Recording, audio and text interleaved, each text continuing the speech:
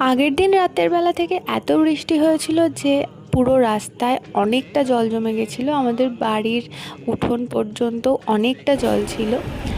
তো স্কুলও রেনি ডের ছুটি দিয়ে দিল, আর সেই জন্য সারাদিন কুট্টুসের সাথে অনেকটা সময় কাটাতে পেরেছিলাম। আর ব্রেকফাস্টের জন্য খেয়েছিলাম একটু চা, আর আগের দিনের লেফট ওভার একটা রুটি ছিল, ওটার সাথে ডিম ভাজা করে খেয়ে নিয়েছি।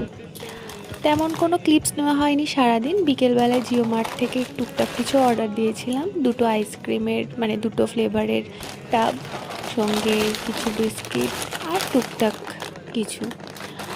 আর এই স্মাইলিটা আগের বারে জিও মার্ট থেকে কিনে খেয়ে খুব ভালো লেগেছিলো, তাই জন্য আরেকটা অর্ডার দিয়েছি। সন্ধেবেলায় যেহেতু একটু বৃষ্টি বৃষ্টি ওয়েদার ছিল, তাই ওঙ্কারকে বলেছিলাম পিৎজা আনতে।